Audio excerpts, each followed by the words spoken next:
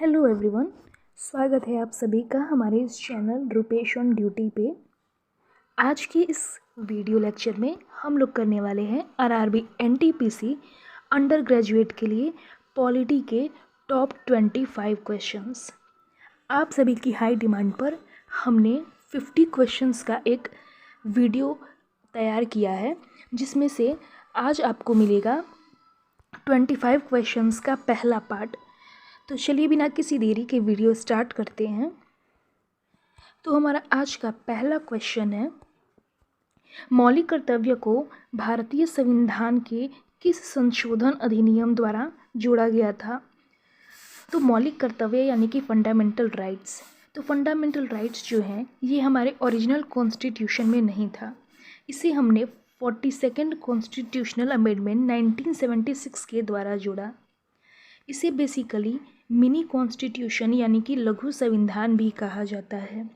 इसे लघु संविधान इसलिए कहा जाता है क्योंकि इस संविधान संशोधन द्वारा पहली बात तो फंडामेंटल ड्यूटीज़ जुड़ा, यानी कि इसके लिए हमारा कॉन्स्टिट्यूशन में पार्ट 4A और आर्टिकल की बात करें तो आर्टिकल 51A जुड़ा।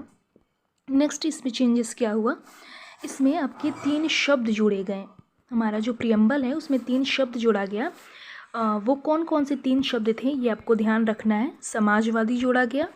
नेक्स्ट बात करें तो हमारा धर्मनिरपेक्ष जोड़ा गया, धर्मनिरपेक्ष जोड़ा गया। और तीसरा जो शब्द था वो था हमारा अखंडता।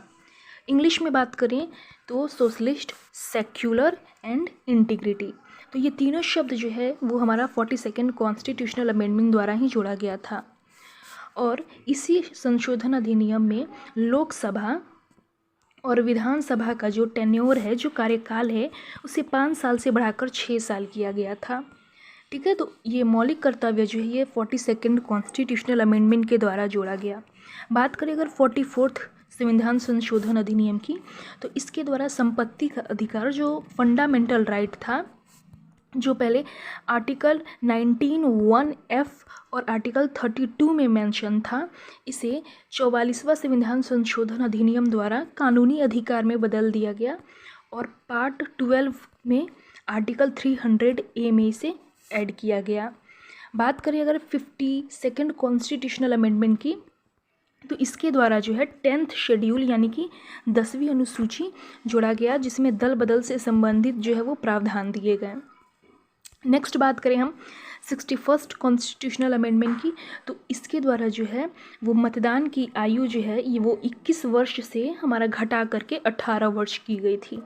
ठीक है, तो ये सारे आपको संशोधन जो है वो याद रखने हैं। चलिए बढ़ते हैं नेक्स्ट क्वेश्चन पर। नेक्स्ट क्वेश्चन हमारा क्या कह रहा है, गृह मंत्री, विदेश मंत्री आदि जैसे विशेष मंत्रालय जो है वो किस श्रेणी के मंत्री के अंतर्गत आते हैं? तो वो आते हैं कैबिनेट मंत्री में। मिनिस्टर्स की बात करें तो 3 टाइप के मिनिस्टर्स हैं। पहला है कैबिनेट मिनिस्टर, दूसरा जो है वो हमारा राज्य मंत्री। ठीक है, और राज्य मंत्री भी 2 टाइप्स के हैं, हमारे जनरल एक हैं और एक जो है वो स्वतंत्र प्रभार वाले हैं। ठीक है, और एक जो मंत्री है वो है उप मंत्री। ठीक है, तो कैबिनेट मिनिस्टर्स जो हो गए, कैबिनेट मंत्री हो गए, इसमें बड़े बड़े मंत्रालय आते हैं, जैसे गृह मंत्री हो गए, विदेश मंत्री हो गए, और ये जो होते हैं ये पीएम को, प्रधानमंत्री को सीधे रिपोर्ट करते हैं और ये कैबिनेट की मीटिंग्स में भी भाग लेते हैं। वहीं अगर हम बात करें ये जो राज्य मंत्री जो जनरल वाले होते हैं ये कैबिनेट मिनिस्टर्स का ये हेल्प करते हैं, और राज्य मंत्री जो स्वतंत्र प्रभार वाले होते हैं ये भी सीधे पीएम को रिपोर्ट करते हैं, और इनके पास छोटे छोटे मंत्रालय होते हैं, और ये कैबिनेट की मीटिंग में जो है राज्य मंत्री स्वतंत्र प्रभार वाले ये कैबिनेट की मीटिंग्स में भाग नहीं लेते हैं। वहीं अगर हम बात करें उप मंत्री की, तो उप मंत्री जो होते हैं ये कैबिनेट मिनिस्टर्स और राज्य मंत्री जो स्वतंत्र प्रभार वाले होते हैं उन दोनों की ये हेल्प करते हैं। ठीक है, तो यहाँ पर क्वेश्चन हमारा कह रहा है बड़े बड़े विशेष मंत्रालय जो हो गया वो हमारा कैबिनेट मिनिस्टर के अंदर आता है। चलिए बढ़ते हैं नेक्स्ट क्वेश्चन पर। नेक्स्ट क्वेश्चन हमारा क्या कह रहा है, नेक्स्ट क्वेश्चन है हमारा प्रत्येक राज्य के लिए एक राज्यपाल होगा, यह किस अनुच्छेद में कहा गया है? तो प्रत्येक राज्य के लिए एक राज्यपाल होगा, ये आर्टिकल 152 में कहा गया है। ठीक है, ये आपको याद रखनी है। नेक्स्ट अगर हम बात करें कि आर्टिकल 155 में क्या कहा गया है, तो 155 में जो है ये कहा गया है कि राज्यपाल की जो नियुक्ति है, जो अपॉइंटमेंट है, वो प्रेसिडेंट करेगा, यानी कि राष्ट्रपति करेगा। ठीक है, 153 की बात करें तो 153 में कहा गया है राज्य के राज्यपाल की। और नेक्स्ट क्वेश्चन की बात करें तो नेक्स्ट क्वेश्चन है हमारा आर्टिकल 132 के तहत क्या प्रावधान किया गया है। तो आर्टिकल 32 में जो है राइट टू कॉन्स्टिट्यूशनल रेमेडीज़ है, संवैधानिक उपचारों का अधिकार है, जिसे डॉक्टर भीमराव अंबेडकर ने संविधान की आत्मा कहा है। ठीक है, तो ये आपको याद रखनी है कि किस आर्टिकल को भीमराव अंबेडकर ने संविधान की आत्मा कहा है, तो वो है आर्टिकल 32। नेक्स्ट अगर हम बात कर लेते हैं, ये बाकी तीनों ऑप्शंस को भी हम डिस्कस कर लेते हैं। तो ये जो सारे के सारे ऑप्शंस है, ये बेसिकली फंडामेंटल राइट्स के हैं। ठीक है, तो समानता का अधिकार जो है वो राइट टू इक्वालिटी जो है, ये हमारा आर्टिकल आता है 14 से लेकर के 18 तक। शोषण के विरुद्ध अधिकार जो है ये हमारा आता है 23 से लेकर के 24 तक। एंड धार्मिक स्वतंत्रता का अधिकार जो है ये हमारा आता है 25 से लेकर के 28 तक। और आर्टिकल 32 जो है वो है हमारा संवैधानिक उपचारों का अधिकार। नेक्स्ट क्वेश्चन की बात करते हैं। नेक्स्ट क्वेश्चन है हमारा कि हाई कोर्ट को रिट जारी करने की पावर किस अनुच्छेद के तहत दी गई है। तो हाई कोर्ट्स को रिट जारी करने की पावर जो है वो आर्टिकल 226 के तहत दी गई है। वहीं अगर हम बात करें सुप्रीम कोर्ट की, तो सुप्रीम कोर्ट को ये पावर आर्टिकल 32 के तहत दी गई है, और हाई कोर्ट्स को ये 226 के तहत दी गई है। ये दोनों चीज़ें आपको अच्छी तरीके से याद रखनी है। नेक्स्ट अगर हम बात करते हैं आर्टिकल 131 क्या है, तो आर्टिकल 131 जो है ये सुप्रीम कोर्ट का मूल क्षेत्राधिकार का बात करता है। ये भी आपको याद रखना है। जितने भी ऑप्शंस आपके साथ हम डिस्कस कर रहे हैं, वो सारे ऑप्शंस को आपको ध्यान से सुनना है और इन सभी आर्टिकल्स को आपको नोट करते चलना है। ठीक है, तो हाई कोर्ट्स को रिट जारी करने की पावर 226 और सुप्रीम कोर्ट को 32। नेक्स्ट क्वेश्चन की बात करते हैं। नेक्स्ट क्वेश्चन है हमारा समान नागरिक संहिता यूनिफॉर्म सिविल कोड का उल्लेख किस अनुच्छेद में किया गया है। तो बेसिकली ये डीपीएसपी का पार्ट है, और डीपीएसपी किस आर्टिकल से किस आर्टिकल तक है, तो 36 से लेकर के 51 तक है। और डीपीएसपी को हमने कहाँ से लिया है, तो वो लिया है हमने आयरलैंड से। ठीक है, ये सारी चीज़ें आपको याद रखनी है। तो समान नागरिक संहिता जो कि एक डीपीएसपी का पार्ट है, ये आर्टिकल 44 के अंदर आता है। ये बात आपको याद रखनी है। ठीक है, नेक्स्ट क्वेश्चन पे बढ़ते हैं। नेक्स्ट क्वेश्चन है हमारा संपत्ति का अधिकार। संपत्ति के अधिकार को मौलिक अधिकार से कानूनी अधिकार किस संविधान संशोधन द्वारा बनाया गया था। ये क्वेश्चन मैंने आपको ऊपर डिस्कस किया है, तो आप इसका आंसर बताइएगा। तो 44th तो ये संपत्ति का अधिकार है। ये इसके द्वारा जो है वो संपत्ति के अधिकार को मौलिक अधिकार से कानूनी अधिकार में बदला गया था। और वहीं 42nd कॉन्स्टिट्यूशनल अमेंडमेंट और 52nd कॉन्स्टिट्यूशनल अमेंडमेंट, ये भी मैंने आपको ऊपर डिस्कस कर दिया है। तो ये दोनों आप कमेंट बॉक्स में बताइएगा। बढ़ते हैं नेक्स्ट क्वेश्चन पर। नेक्स्ट क्वेश्चन है हमारा 104वां संविधान संशोधन अधिनियम किससे संबंधित है। तो हमारा 104वां संविधान संशोधन अधिनियम जो है वो SC/ST के लिए लोकसभा और विधानसभा में आरक्षण की अवधि बढ़ाने से रिलेटेड है।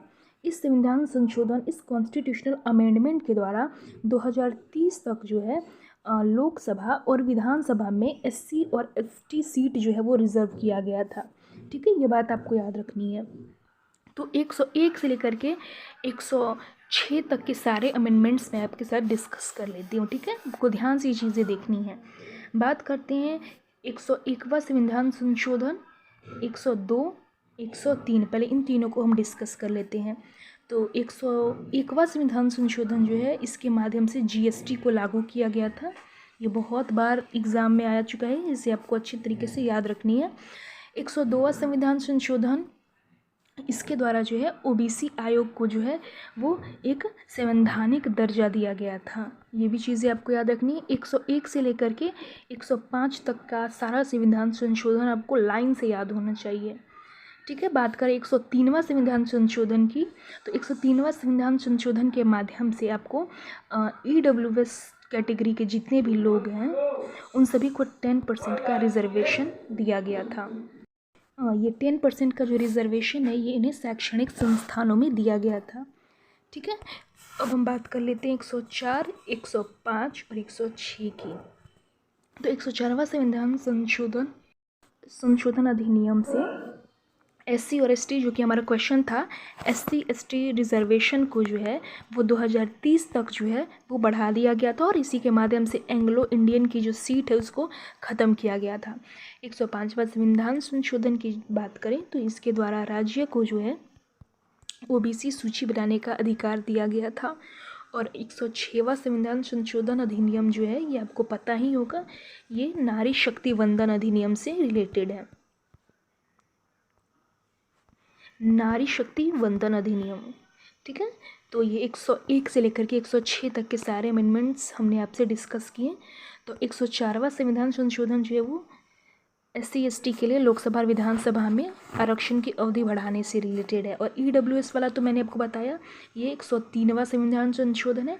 सहकारी समिति की बात करें, कोऑपरेटिव सोसाइटीज़ की, तो ये 97th कॉन्स्टिट्यूशनल अमेंडमेंट के द्वारा जोड़ा गया था। और मतदान आयु में कमी, यानी कि पहले मतदान करने की आयु जो थी वो 21 थी, उसे घटा करके 18 किया गया था 61st कॉन्स्टिट्यूशनल अमेंडमेंट के द्वारा।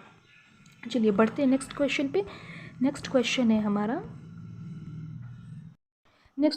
हमारा राष्ट्रीय अनुसूचित जाति आयोग किस अनुच्छेद के अंतर्गत आता है।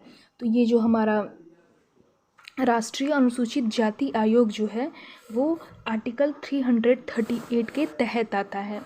ठीक है। वहीं अगर हम बात करें 339 के तहत क्या आता है, तो 339 के तहत जो है वो अनुसूचित क्षेत्रों के प्रशासन और अनुसूचित जनजातियों के कल्याण पर संघ का क्या नियंत्रण होगा, इसकी बात करता है। तो इस क्वेश्चन का राइट ऑप्शन होगा ऑप्शन नंबर A।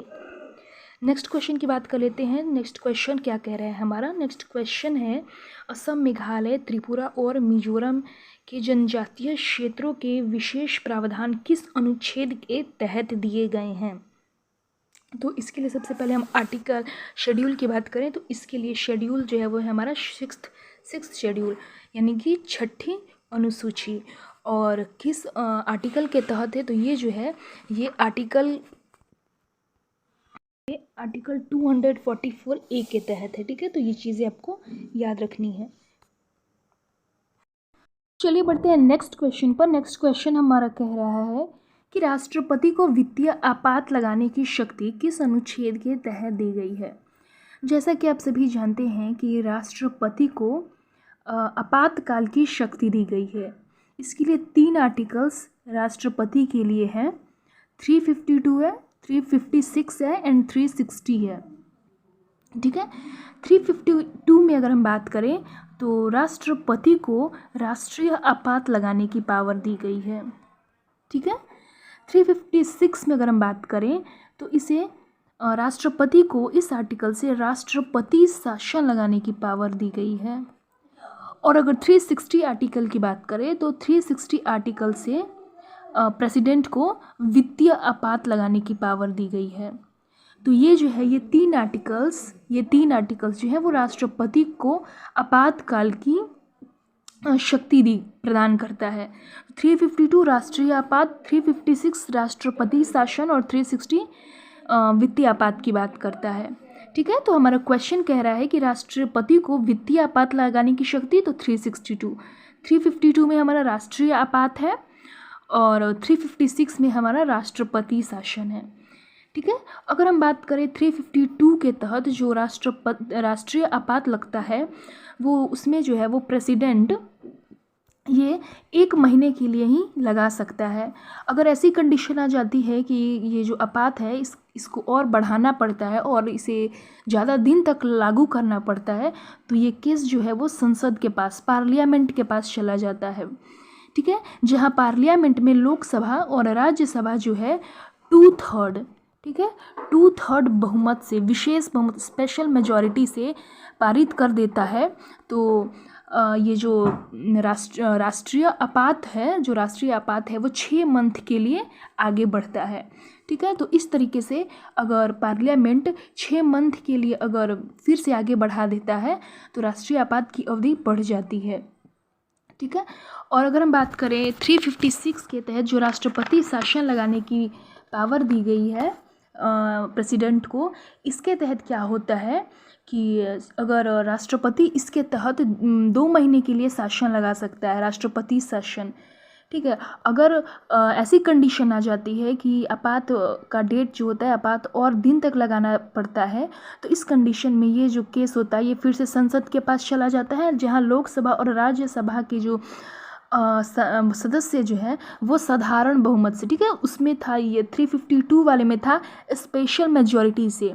ठीक है, और इसमें जो होता है ये साधारण बहुमत से पारित करता है संसद, तो फिर से इस राष्ट्रपति शासन को 6 महीने के लिए एक्सटेंड कर दिया जाता है। ठीक है, तो हमने आपको बताया 352 में जो है वो हमारा है राष्ट्रीय आपात, 356 में है राष्ट्रपति शासन और 360 में है हमारा वित्तीय आपात। ठीक है, चलिए बढ़ते हैं नेक्स्ट क्वेश्चन पर। नेक्स्ट क्वेश्चन है हमारा, शैक्षणिक संस्थानों में ईडब्ल्यूएस को 10% आरक्षण किस संविधान संशोधन अधिनियम द्वारा दिया गया था? By which constitutional amendment act was 10% reservation for EWS provided in educational institution? अभी अभी मैंने आपके साथ ये चीज़ें डिस्कस की है। इसका राइट आंसर जो होगा वो होगा 103वां संविधान संशोधन अधिनियम द्वारा।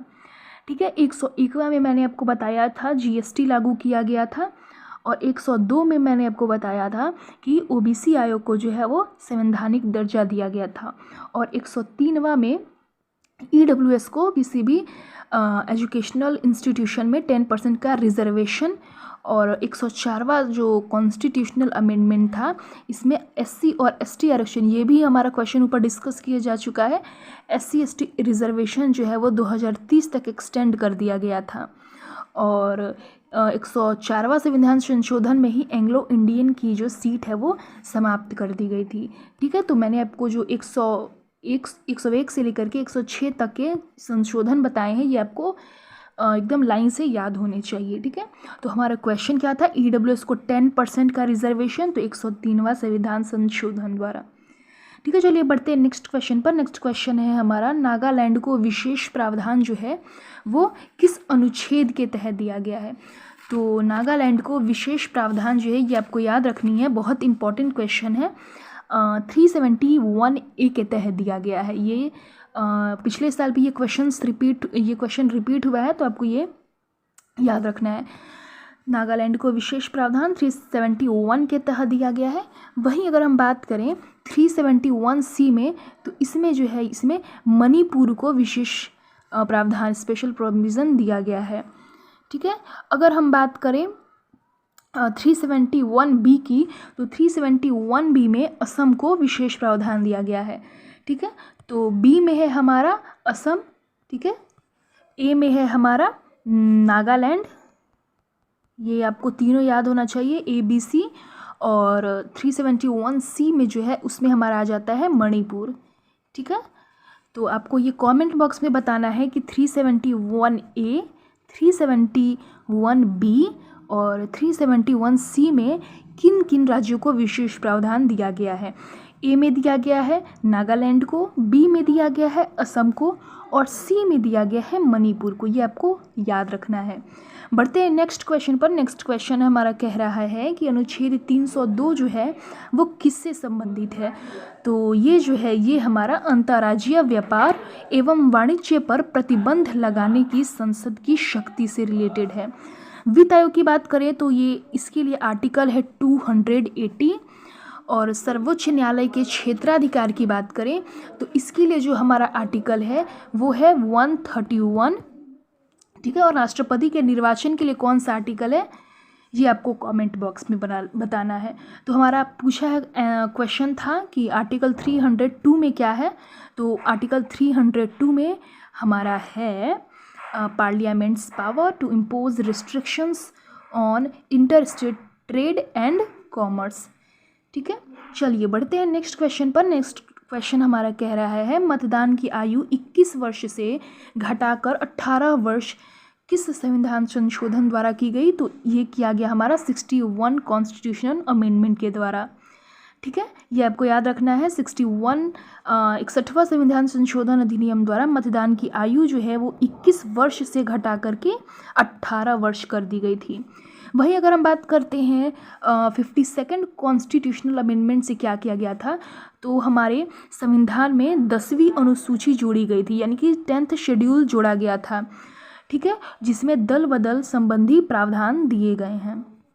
ठीक है, 69 से क्या हुआ था, दिल्ली को NCT का दर्जा दिया गया था, यानी कि राष्ट्रीय राजधानी क्षेत्र का दर्जा दिया गया था। चलिए अब हम बढ़ते हैं नेक्स्ट क्वेश्चन पर। नेक्स्ट क्वेश्चन है हमारा पुरुषों और महिलाओं को समान रूप से जीविका के पर्याप्त साधन प्राप्त करने का अधिकार किस अनुच्छेद में है? तो पुरुषों और महिलाओं को समान रूप से जीविका के पर्याप्त साधन प्राप्त करने का अधिकार आर्टिकल 39A में है। ये आपको याद होना चाहिए। ठीक है, ये बेसिकली हमारा DPSP का क्वेश्चन है, और मैंने अभी अभी आपके साथ डिस्कस किया कि DPSP को जो है उसको हमने आयरलैंड से लिया है। ठीक है, और आर्टिकल की बात करें तो इसके लिए हमारा आर्टिकल आता है 36 से लेकर के 35 तक। हमारा 38 आर्टिकल क्या कहता है? 38 आर्टिकल कहता है कि हम लोग गरीबों को जो है वो मुफ्त कानूनी सहायता प्रदान करेंगे। जितने भी पुअर पीपल है उनको हम लोग मुफ्त में कानूनी सहायता प्राप्त करेंगे और समान अवसर के आधार पर हम लोग उनको न्याय देंगे। ठीक है, और आर्टिकल 38 जो है वो ये कहता है कि सामाजिक, आर्थिक और राजनीतिक न्याय की हम लोग स्थापना करेंगे। और आर्टिकल 41 कहता है हमारा कुछ दशा में काम और शिक्षा में लोक सहायता आप प्राप्त कर सकते हैं। और वहीं अगर हम आर्टिकल 43 की बात करें, जो कि मोस्ट इम्पॉर्टेंट आर्टिकल है, ये है हमारा जितने भी कर्मचारी लोग हैं उनके लिए निर्वाचन, मजदूरी और कुटीर उद्योगों की प्रावधान है। ये हमारा आर्टिकल 43 कहता है। तो हमारा जो क्वेश्चन था वो हमारा क्वेश्चन था which article provides that main and women should have equal rights of adequate means of livelihood. तो इसके लिए आर्टिकल है हमारा 39A। ठीक है, और ये DPSP का पार्ट है। DPSP हमारा है 36 से लेकर के 51 तक, और हमने इसे कहाँ से लिया है? हमने इसे लिया है आयरलैंड से। ठीक है, चलिए बढ़ते हैं नेक्स्ट क्वेश्चन पर। नेक्स्ट क्वेश्चन हमारा क्या कह रहा है? नेक्स्ट क्वेश्चन है हमारा भारत की जो आकस्मिकता निधि है ये किस अनुच्छेद से संबंधित है? भारत की आकस्मिकता निधि किस अनुच्छेद से संबंधित है, ये हमारा क्वेश्चन पूछ रहा है। तो हमारी जो भारत की आकस्मिकता निधि है ये है आर्टिकल 267 से रिलेटेड। ठीक है, ये आपको याद रखना है। और अगर वही हम बात करें आर्टिकल 266 में क्या है, तो 266 में भारत और राज्यों की समेकित निधि और सार्वजनिक खातों का उल्लेख है। और फिर अगर हम बात करें आर्टिकल 280 में क्या है, तो आर्टिकल 280 में मैंने पीछे आपको डिस्कस किया, इसमें वित्त आयोग का चर्चा किया गया है। ठीक है, तो आकस्मिकता निधि 267 आर्टिकल और 280 में है वित्त आयोग। ठीक है, चलिए बढ़ते हैं नेक्स्ट क्वेश्चन पर। नेक्स्ट क्वेश्चन है हमारा 42वां संविधान संशोधन अधिनियम के तहत किया गया मुख्य परिवर्तन क्या था? ये तो इतना ज़्यादा इम्पॉर्टेंट संविधान संशोधन है कि मतलब अगर आपका एग्ज़ाम 47 शिफ्ट में होता है तो लगभग 20 से 25 शिफ्ट में 42वां संविधान संशोधन हुआ, 44वां हुआ, या फिर 101 से लेकर के 106 तक हुआ। ये रिपीटेड मोड में पूछे जाते हैं। तो ये सारे जो इम्पोर्टेंट संविधान संशोधन हुए हैं वो आपको एकदम अच्छे तरीके से रटे होने चाहिए। ठीक है, तो 42वां संविधान संशोधन जो है वो मैंने आपको अच्छे से ऊपर डिस्कस किया है, फिर से डिस्कस कर लेते हैं। 42वां संविधान संशोधन जो है इसको हम लोग मिनी कॉन्स्टिट्यूशन कहते हैं। हिंदी में अगर बात करें तो हम लोग इसे लघु संविधान कहते हैं। लघु संविधान इसलिए बोलते हैं क्योंकि इसके द्वारा जो है संविधान में बहुत सारे चेंजेस किए गए थे।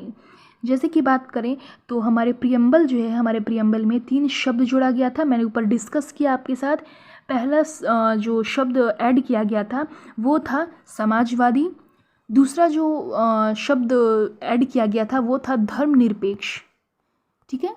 और तीसरा अगर बात करें तो वो था अखंडता, ठीक है। तो ये 3 शब्द ऐड किए गए थे, ये पहला चेंजेस हुआ था। दूसरा चेंजेस की बात करें तो फंडामेंटल ड्यूटी यानी कि मौलिक कर्तव्य, ये हमारे ओरिजिनल कॉन्स्टिट्यूशन में नहीं था, ठीक है। इसे हमने 42nd कॉन्स्टिट्यूशनल अमेंडमेंट से जोड़ा था। और इसके लिए कौन से पार्ट में इसे जोड़ा गया था, तो इसे जोड़ा गया था पार्ट 4A में। और आर्टिकल की बात करें तो आर्टिकल 51A, ठीक है। और अगर हम बात करें कितनी फंडामेंटल ड्यूटीज़ हैं, तो फंडामेंटल ड्यूटीज़ जो 42nd कॉन्स्टिट्यूशनल अमेंडमेंट से जोड़ा गया था, उस समय जो जोड़ा गया था वो जोड़ा गया था 10th, ठीक है। एक बात आपको ये याद रखनी है कि ये जो फंडामेंटल ड्यूटी था वो सरदार स्वर्ण सिंह कमेटी के सिफारिश पर ऐड किया गया था, ठीक है। ये जो फंडामेंटल ड्यूटी था किसके सिफारिश पर ऐड किया गया था, ये किया गया था सरदार स्वर्ण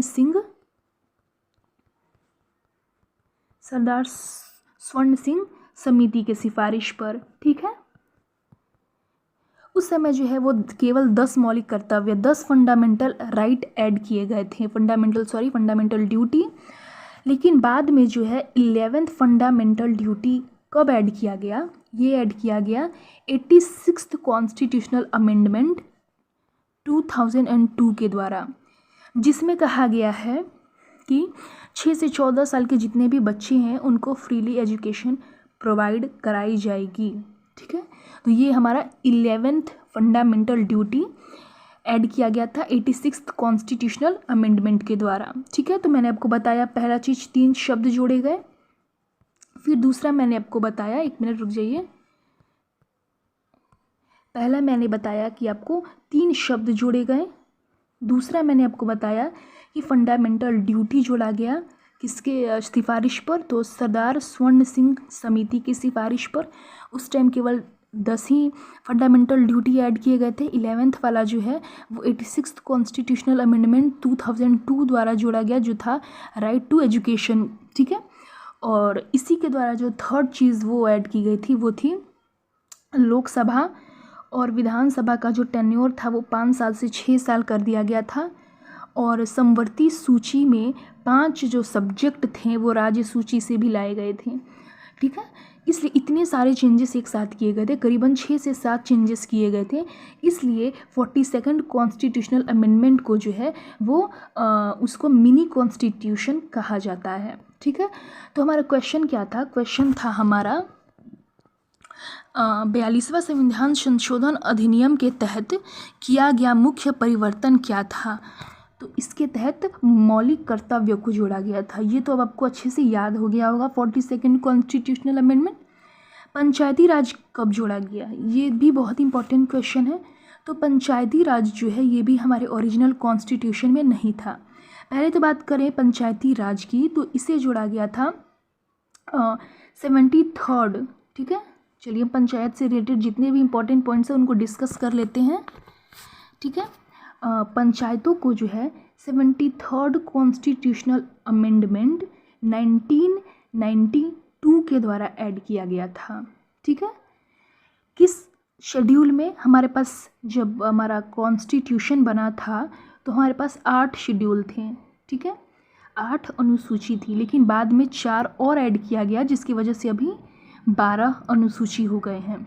तो हमारा 73वां संविधान संशोधन के द्वारा हमारे संविधान में 11th शेड्यूल जुड़ा, ठीक है, सॉरी हमारा 11th शेड्यूल जुड़ा जो कि था पंचायत से रिलेटेड, ठीक है। 11th शेड्यूल जुड़ा जिसमें पंचायतों को 29 सब्जेक्ट्स दिए गए। और पंचायतों के लिए अगर हम बात करें तो भाग 9 जोड़ा गया। आर्टिकल की बात करें तो 243 से लेकर के 243O तक, ठीक है। तो ये जो है ये हमारा पंचायत वाला चीज़, ये हमारा पंचायती राज को संवैधानिक दर्जा दिया गया ये तो हमारा 73rd कॉन्स्टिट्यूशनल अमेंडमेंट के द्वारा। मतदान की आयु घटाकर 18 वर्ष की गई, ये 61 था।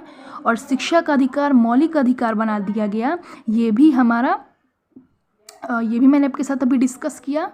शिक्षा का अधिकार मौलिक अधिकार बनाया गया, ठीक है। तो इस क्वेश्चन में जो पूछा था 42nd क्या था, तो इसमें मौलिक कर्तव्यों को जोड़ा गया था। चलिए बढ़ते हैं नेक्स्ट क्वेश्चन पे। नेक्स्ट क्वेश्चन है हमारा आर्टिकल 19(1)(e). आर्टिकल 19(1)(e) के तहत किस बात का प्रावधान है? तो आप बताइए ये किस फंडामेंटल राइट्स में आपको मिलेगा? चलिए हम आपको बताते हैं। ये जो बेसिकली है ये फंडामेंटल राइट का एक भाग है। फंडामेंटल राइट जो है वो हमारे संविधान में 12 से 35 तक है, ठीक है। अगर हम बात करें 14 से लेकर के 18 तक, ये समानता के अधिकार की बात करता है। और 19 से लेकर के 22 तक जो है वो हमारी स्वतंत्रता की बात करता है, ठीक है। तो 19(1) का ई पूछा है, ठीक है। तो चलिए हम पूरा 19 वाला आर्टिकल जो है वो हम आपके साथ डिस्कस कर लेते हैं। देखिए हमारा 19 का ए है, 19(1)(a), 19(1)(b), ऐसे आप देख लीजिएगा। ए है, बी है, सी है, डी है, ई है, एफ है और जी है, ठीक है। 19(1)(a) जो कहता है वो हमारा कहता है कि आपको बोलने की आज़ादी है, ठीक है। ये आपको लाइन से याद होने चाहिए, ठीक है। इंपॉर्टेंट सारी चीज़ें हैं, आपको बोलने की आज़ादी दी है। ये आर्टिकल 19 देखिए ये ऐसे है 19(1) का ए, ठीक है। तो आपको बोलने की आज़ादी है, ए में दी गई है। आप सम्मेलन कर सकते हैं, आर्टिकल 19(1)(b) में है, ठीक है। निशस्त्र सम्मेलन कर सकते हैं। सी में है कि आप संघ बना सकते हैं, यूनिटी बना सकते हैं। डी में है आपका कि आप कहीं भी घूम सकते हैं। ई में है आपका कि आप कहीं भी निवास कर सकते हैं, आप कहीं भी रह सकते हैं। एफ जो है मैंने अभी भी डिस्कस किया, इसे हटा दिया गया है जो कि संपत्ति का अधिकार वाला था, इसे हटा करके आर्टिकल 300(a) में ले जाया गया है। और लास्ट हमारा जो बच्चा है वो बच्चा है 19(1)(g). ये हमारा व्यवसाय और व्यापार से रिलेटेड है कि आप कहीं भी व्यापार और व्यवसाय कर सकते हैं, ठीक है। तो 19(1)(a) से लेकर के जी तक आपको याद रखनी चाहिए। पहले आपको बोलने की आज़ादी है, ठीक है। फिर आपको निशस्त्र सम्मेलन करने की आज़ादी है। फिर आपको यूनिटी संघ बनाने की आज़ादी है। फिर आपको उसके बाद घूमने की आज़ादी है। फिर आपको कहीं पर भी निवास करने की आज़ादी है। फिर आपको व्यवसाय करने की आज़ादी है, ठीक है। तो हमारा क्वेश्चन 1 पूछा और हमने सारी की सारी चीज़ें डिस्कस कर ली। यही हमारे इस टॉप 50 क्वेश्चन की अहम और सबसे इम्पॉर्टेंट बात है। तो हमारा 19(1)(e) पूछा था, तो अभी मैंने आपके साथ डिस्कस किया कि आप कहीं भी निवास कर सकते हो। अगर आप कहीं भी घूम सकते हो तो ये बात कही गई है डी वाले में, ठीक है। व्यवसाय आप कर सकते हो, ये कही गई है जी में। और निशस्त्र आप सम्मेलन कर सकते हो, ये कही गई है बी वाले में, ठीक है। चलिए नेक्स्ट क्वेश्चन पे बढ़ते हैं। नेक्स्ट क्वेश्चन है हमारा शिक्षण संस्थानों में ओबीसी को 27% रिजर्वेशन किस संविधान संशोधन अधिनियम द्वारा दिया गया है? तो ओबीसी के लिए शिक्षण संस्थानों में 27% रिजर्वेशन जो है वो 93rd कॉन्स्टिट्यूशनल अमेंडमेंट के द्वारा दिया गया था। और ईडब्ल्यूएस को 10% रिजर्वेशन जो है वो 103वें संविधान संशोधन अधिनियम द्वारा दिया गया था। ये चीज़ें आपको याद रखनी है। नेक्स्ट क्वेश्चन है हमारा प्रत्येक केंद्र शासित प्रदेश में एक हाई कोर्ट होगा, यह किस अनुच्छेद में कहा गया है? तो ये कहा गया है हमारा आर्टिकल 241 में, हर एक यूटी में अपना एक हाई कोर्ट होगा। ये प्रोविज़न जो है ये आर्टिकल 241 में दी गई है, ठीक है। तो ये आपको इम्पॉर्टेंट आर्टिकल है, ये आपको याद रखना है। आर्टिकल 226 में क्या है ये मैंने आपको ऊपर डिस्कस किया था। इसमें है कि हाई कोर्ट को रिट जारी करने की पावर दी गई है। और वहीं सुप्रीम कोर्ट को आर्टिकल 32 में ये पावर दी गई है। चलिए बढ़ते हैं नेक्स्ट क्वेश्चन पे। नेक्स्ट क्वेश्चन हमारा क्या कह रहा है? नेक्स्ट क्वेश्चन है हमारा कि वित्त आयोग का प्रमुख काम क्या है? What is the primary function of the finance commission? तो पहले बात करें वित्त आयोग का, तो वित्त आयोग कौन से आर्टिकल में है? तो तो ये है 280 आर्टिकल में, जो कि एक संवैधानिक निकाय है। इसमें क्या होता है, इसमें एक जो होते हैं अध्यक्ष होते हैं, इसमें एक अध्यक्ष होते हैं और 4 अदर मेंबर होते हैं, 4 अदर मेंबर होते हैं इसमें, ठीक है।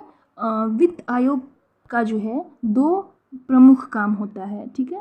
पहला काम होता है केंद्र और राज्य के बीच जो है वो टैक्सेस का बंटवारा करता है, और दूसरा काम है कि केंद्र और राज्य के बीच में जो है वो संबंध स्थापित करता है, रिलेशन स्टैब्लिश करता है।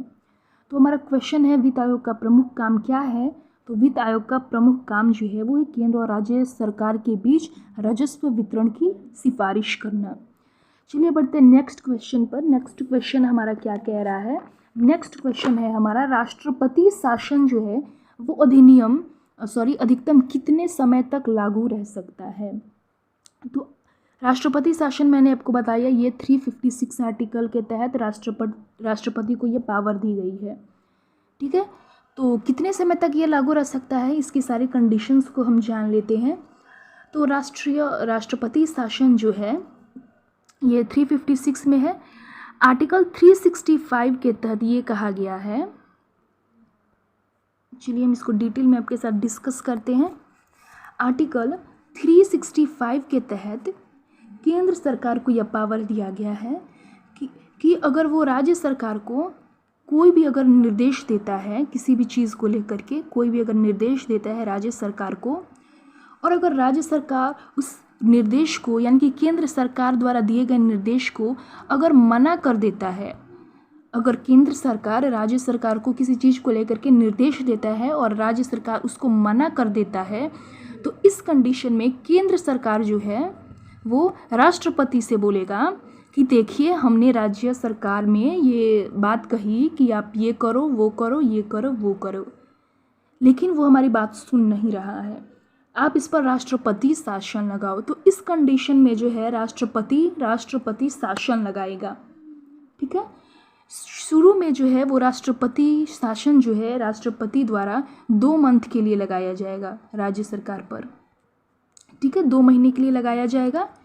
अगर राज्य सरकार फिर भी कंट्रोल में नहीं रह रही है तो फिर ये केस जो है ये चला जाएगा संसद में यानी कि पार्लियामेंट में, जहां लोकसभा और राज्यसभा जो है वो सिंपल मेजॉरिटी से पास कर दे, अगर साधारण बहुमत से अगर ये पारित कर दे तो ये राष्ट्रपति शासन जो है ये 6 महीने के लिए एक्सटेंड हो जाता है, ठीक है। और अगर 6 महीने में भी अगर राज्य सरकार को अपनी गलती का पछतावा नहीं हुआ तो फिर से 6 महीने के लिए चीज़ें बढ़ जाती हैं। इसी तरह करते करते 6 महीने तक करते करते ये मैक्सिमम 3 साल तक जो है वो एक्सटेंड हो सकता है, ठीक है। और इसमें शुरू वाला 2 मंथ भी शामिल है जो कि सबसे पहले राष्ट्रपति द्वारा लगाया जाता है, ठीक है। तो इस तरीके से जो है राष्ट्रपति शासन लगाया जाता है 3 साल तक। मैंने आपको डिटेल में एक्सप्लेन किया है। पहले राष्ट्रपति लगाएगा 2 मंथ के लिए, अगर फिर भी कंट्रोल में नहीं है तो ये चीज़ें जो है ये संसद में चली जाएगी, जहां संसद 6 महीने कर के 3 साल तक अधिकतम लगाएगा, ठीक है। और अगर 3 साल तक भी ये कंट्रोल में नहीं हुआ तो ये साइकिल जो है फिर से शुरू हो जाता है, यानी कि राष्ट्रपति के पास फिर से ये केस चला जाता है, फिर ये 2 महीने के लिए करता है, फिर ये पार्लियामेंट में जाता है, फिर 6 महीने करके 3 साल तक ये मैक्सिमम लागू रह सकता है। तो हमारा क्वेश्चन यही पूछ रहा था राष्ट्रपति शासन अधिकतम कितने समय तक लागू रह सकता है, तो 3 साल तक लागू रह सकता है। चलिए बढ़ते हैं नेक्स्ट क्वेश्चन पर। नेक्स्ट क्वेश्चन है हमारा कि राष्ट्रपति शासन की उद्घोषणा को संसद में किस प्रकार के बहुमत से अनुमोदित किया जाता है। अभी मैंने आपको बताया किससे, साधारण बहुमत से, जहां लोकसभा और राज्यसभा के जो भी मेंबर्स हैं वो सिंपल मेजॉरिटी से ये पास कर देता है, तो ये 6 मंथ के लिए एक्सटेंड हो जाता है, ठीक है। आज का हमारा लास्ट क्वेश्चन है कि भारतीय संसद के सामान्यतः कितने सत्र होते हैं। ये बहुत इंपॉर्टेंट क्वेश्चन है। हमारा जो पार्लियामेंट है इसमें कितने सेशन होते हैं, एक साल में कितने सेशन होते हैं, तो 3 सेशन होते हैं, ठीक है। डिटेल में जान लेते हैं। बेसिकली 3 सेशन होते हैं। पहला सेशन जो होता है वो हमारा होता है बजट सेशन, ठीक है, जो कि होता है फरवरी से लेकर के मई तक। सेकंड सेशन होता है हमारा मॉनसून सेशन, जो कि हमारा होता है जुलाई से लेकर के अगस्त तक। और हमारा जो विंटर सेशन होता है ये हमारा होता है मिड नवंबर से लेकर के मिड दिसंबर तक। तो इस तरीके से हमारे पार्लियामेंट के जो हैं वो 3 सेशन होते हैं, budget session, monsoon session and winter session. Budget session Feb से मई तक, मॉनसून सेशन जुलाई से अगस्त तक, और विंटर सेशन मिड नवंबर से लेकर के मिड दिसंबर तक। तो भारतीय संसद के सामान्यतः 3 सत्र होते हैं। सो चलिए स्टूडेंट्स, आज की इस वीडियो में हमने टॉप 25 क्वेश्चंस को डिस्कस कर लिया है। अब इसके लिए हमारा नेक्स्ट पार्ट आएगा। नेक्स्ट पार्ट में हम लोग बचे हुए 25 क्वेश्चन को डिस्कस करेंगे। इन क्वेश्चंस को आपको अच्छे तरीके से कवर अप कर लेना है और सारे के सारे एक्सप्लेनेशन को आपको ध्यान से सुनना है, और जो भी पॉइंट्स आपको नहीं याद है उनको नोट डाउन कर लेना है, और एग्ज़ाम तक आपको वो सब पढ़ते रहना है।